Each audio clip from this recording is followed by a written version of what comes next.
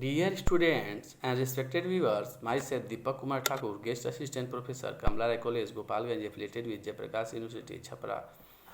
प्रिय विद्यार्थियों, आज हम लोग बीए प्रथम वर्ष सब्सिडी हेतु एक नए प्रकरण सातवाहन वंश से संबंधित प्रकरण को आगे बढ़ाएंगे। विद्यार्थियों, जो भी प्रकरण जिस भी प्रकरण पे हम लेक्चर दे रहे हैं वह सब्सिडी और ऑनर्स दोनों स्ट्रीम के विद्यार्थियों के लिए समान रूप से लाभकारी है। आप अपने जो सिलेबस है उसके अकॉर्डिंग आप लेक्चर्स का उपयोग कर सकते हैं। तो आइए सातवाहन वंश से संबंधित चर्चा देखते हैं कि हम ईसा पूर्व प्रथम सदी में विंध्य पर्वत के दक्षिण में दो राजवंशों का उदय हुआ भारत में, सातवाहन और कलिंग के चेदी। आंध्र सातवाहन और कलिंग के चेदी। जो कलिंग है वो बहुत कम समय तक शासन किए, लेकिन सातवाहन जो हैं, आंध्र सातवाहन, ये लोग लगभग 450 वर्षों तक किसी न किसी रूप में शासन करते रहे। और ऊपरी दक्कन के जो सातवाहन हैं, इनका जो समस्त जो साम्राज्य विस्तार था दक्षिणापथ के क्षेत्रों में फैला हुआ था। और जो अभिलेखित साक्ष्य है उससे पता चलता है कि मगध के क्षेत्रों तक उत्तर भारत में भी इन्होंने अपना आधिपत्य बनाया होगा। इस प्रकार जो सातवाहन सम्राटों ने न केवल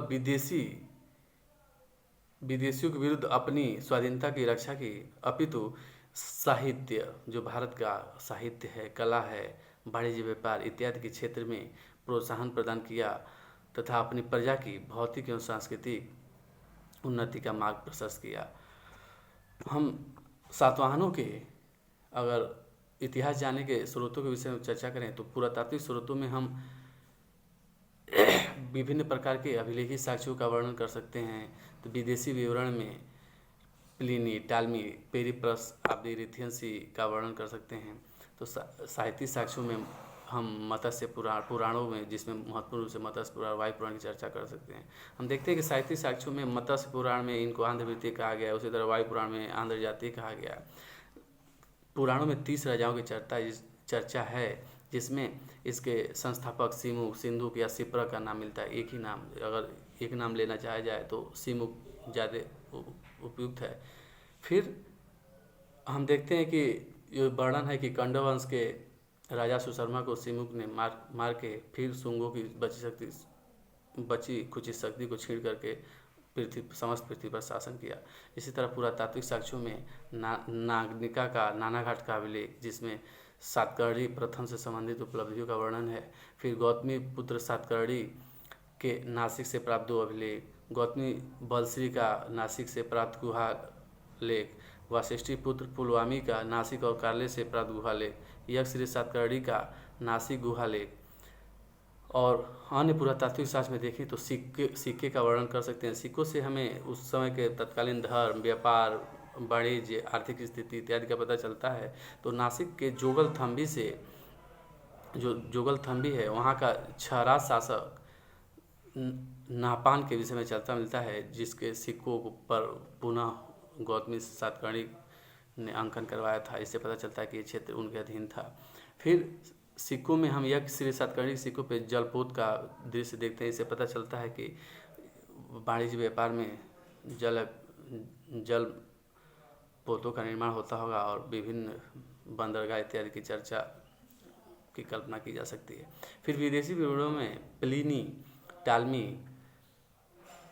पेरिप्लस, आब्दिरिथियंसी इत्यादि के वर्णों से उस समय के समृद्ध वाणिज्य व्यापार का पता चलता है। और ये भी पता चलता है कि यूरोपीय देशों में सातवाहक जहाज, भूमध्य सागर, नील सागर, यूरोपीय देशों से सातवाहन जो जहाज थे, मालवाहक जहाज, यूरोपीय देशों से मालवाहक जहाज भूमध्य सागर, नील सागर, फारस की खाड़ी तथा अरब खाड़ी से होकर बराबर भारत पहुंचते रहते थे।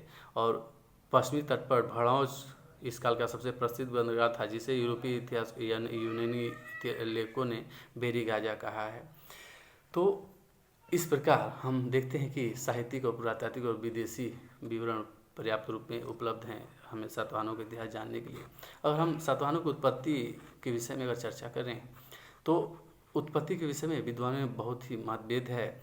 और इस वंश का संस्थापक हम देखते हैं कि जो पुराणों से पता चलता है, सिमुक आंध्र जाति या आंध्रभृत्य कहलाता है। और पुराणों में तो आंध्रभृत्य और आंध्र जाति कहा गया, लेकिन लेख जो अभिलेखित साक्ष्य हैं, गुहा लेख हैं, उसमें इनको सातवाहन कहा गया है। फिर हम देखते हैं कि प्राचीन काल में गोदावरी और कृष्णा के बीच का जो तेलुगु भाषी क्षेत्र है वो आंध्र प्रदेश था, और इन क्षेत्रों के जो लोग थे उसको उत्तरी ब्राह्मण में अनार्य कहा गया है। और हम देखते हैं कि विश्वामित्र के पुत्र ने इस क्षेत्र में शादी करके अनार्य जो हैं उनसे वैवाहिक संबंध स्थापित करके इन क्षेत्रों में सांस्कृतिक विस्तार किया। इस प्रकार इन लोगों को जो उत्पन्न हुए उन्हें आंध्र कहा गया। और महाभारत में आंध्रों को मलेच्छ कहा गया है, उसी तरह मनुस्मृति में वर्णशंकर कहा गया है।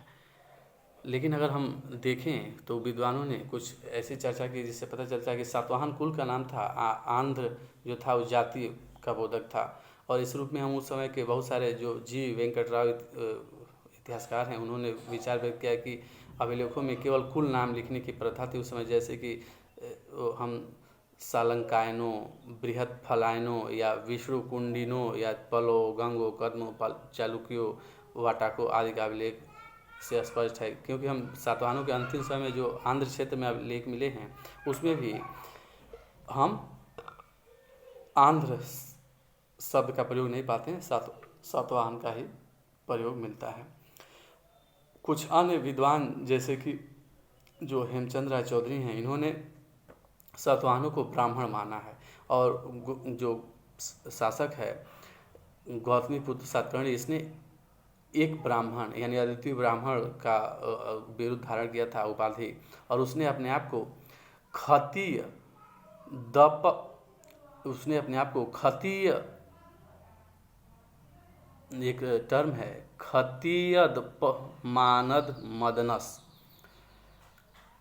खतीयदप मान मदनस यानी कि क्षत्रियों के मान को मर्दन करने वाला, और एक ब्राह्मण, दोनों को अगर एक साथ जोड़ के देखें तो खतीयपद मानस मदनस और एक ब्राह्मण दोनों को जोड़ के देखें तो यह परशुराम जैसा कोई एक व्यक्तित्व उभर के आता है कि ऐसे वंश का उदय हुआ जिन्होंने ब्राह्मण धर्म की प्रतिष्ठा स्थापित की। क्योंकि हम मौर्य काल में देखते हैं कि बहुत सारे क्षत्रिय जो बौद्ध धर्म को अपना लिए और इस समय थोड़ा वैदिक धर्म को की हानि हुई थी। फलतः हम कण्व हैं या शुंग और कण्व राजवंशों ने उत्तर भारत में जिस तरह सत्ता संभाली और हिंदू पद प्रतिष्ठा में वृद्धि की, उसी तरह सातवाहनों ने संभवतः दक्षिणापथ में ऐसा कुछ किया। हालांकि इसके विषय में विशेष रूप से मतभेद का विषय है, लेकिन एक जो मान्य मत है उसमें हम इनको उच्च कुल के ब्राह्मणों से संबंधित कर सकते हैं। फिर अगर उत्पत्ति के स्थानों के विषय में भी विद्वानों में एक मत नहीं है। जो रैप्सन हैं, स्मिथ हैं, भंडारकर हैं, इन लोगों ने आंध्र प्रदेश में ही इनका निवास स्थान माना है। और इन लोगों के जो वर्णन से पता चलता है, स्मिथ ने श्रीकाकुलम में इनका निवास स्थान बताया, तो भंडारकर ने धान कटक क्षेत्र का इनके इसका मूल निवास मानते हैं। इसी तरह सुखथंकर ने सातवाहनों का आदि स्थान बेलारी जो मैसूर है उसको बताते हैं। तो इस तरह बहुत सारे वर्णन है, लेकिन जो अभिलेखित साक्ष्य हैं वह सातवाहनों का, इस क्षेत्र से कोई सिक्के और अभिलेख नहीं मिले हैं सातवाहनों का। जो भी सिक्के और अभिलेख मिले हैं वह महाराष्ट्र के प्रतिष्ठान या पैथन के भाग से प्राप्त हुए हैं। और यहीं सातवाहन वंश के संस्थापक जो वास्तविक संस्थापक है उसका एक रिलीफ चित्र तथा सातकर्णी प्रथम की महारानी नागरिका का लेख नानाघाट से मिलता है। फिर प्रतिष्ठान से 100 मीटर दूर नासिक से 2 लेख भी प्राप्त हुए हैं, जिसमें एक में एक शासक कर्ण पहले, दूसरे शासक और तीसरे शासक सातकर्णी के प्रपौत्री का वर्णन है। तो इस प्रकार हम देखते हैं कि सातवाहनों का महारठी वंश से भी संबंध का वर्णन हमें मिलता है। तो जो भी अभिलेखी और सिक्के से संबंधित साक्ष्य हैं पूरा वो सभी महाराष्ट्र के क्षेत्र में ही पाए गए। इस कारण से हम यह अनुमान लगा सकते हैं कि सातवाहनों का मूल निवास स्थान पश्चिम भारत के ही किसी भाग में था और यह संभवतः प्रतिष्ठान ही रहा होगा या पैठन। इस प्रकार हम लोगों ने सातवाहनों से संबंधित ऐतिहासिक स्रोत, उसकी उत्पत्ति और मूल स्थान के विषय में देखे। और अब हम लोग इसके जो नेक्स्ट वीडियो है उसमें या लेक्चर है उसमें हम लोग सातवाहनों के प्रारंभिक शासक और उसके आगे के जितने शासक हुए उससे संबंधित चर्चाओं को आगे बढ़ाएंगे। जय हिंद, जय भारत, धन्यवाद।